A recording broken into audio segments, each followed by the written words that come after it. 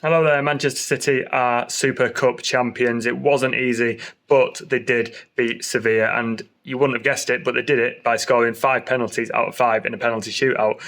Now, if that doesn't earn you a trophy when you're Manchester City and you've had all of those issues with penalties over the last few years, then I don't think anything will. It was an interesting game. I'm not going to say it was a good one to watch. It was a much changed City side, really. I think 5 players who started the Champions League final were missing.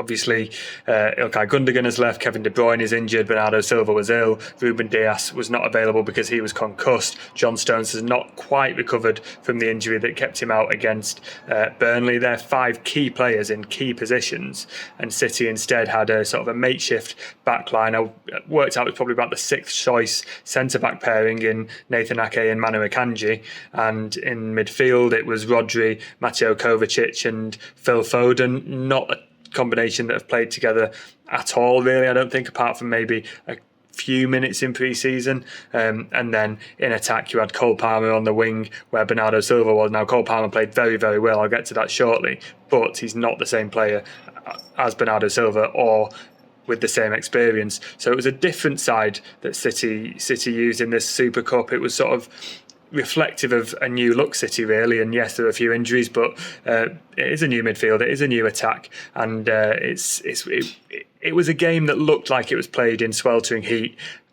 very late at night in Greece at the start of the season, and that is exactly what happened. The conditions we're led to believe in Greece were not really too conducive for playing a game of football. Jack Grealish said it after the game, Kyle Walker did, just that it wasn't really it didn't look like they were a team that were at the full fitness, and we saw that because 48 seconds after the first water break, the water break shows you that there was a lot of issues with that sort of fitness. 48 seconds after the water break, Sevilla opened the scoring, and they just got it from the goalkeeper, passed it straight forward into the centre of midfield.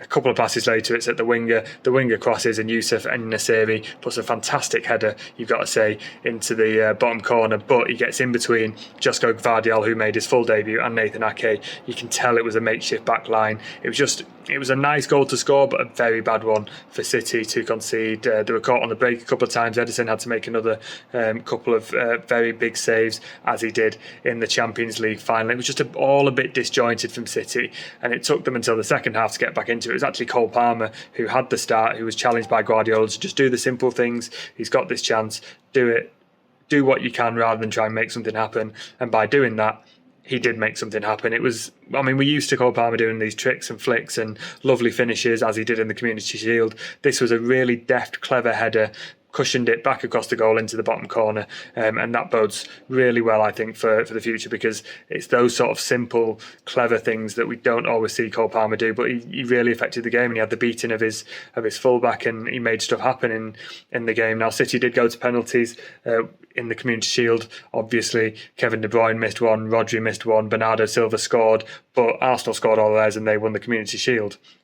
Now, none of those players who took one for City were on the pitch. Erling Haaland he scored. Julian Alvarez is probably another one will take more penalties than other players this season. He scored his, and then you're looking for other players to step up and think, right, who's gonna take the penalty when Erling Haaland isn't on the pitch? Now, Mateo Kovacic, he looked okay when he took his. Jack Grealish, I wasn't too convinced, I'm not going to lie, when he stepped up, but he put it calmly down the middle. And Kyle Walker admitted after the game he didn't want to take a penalty, he doesn't like taking penalties, but Guardiola chose him to do that because he was the captain on the night. He was a leader in that group. He's one of the only captains in that City team now that De Bruyne is injured and Gundogan's gone.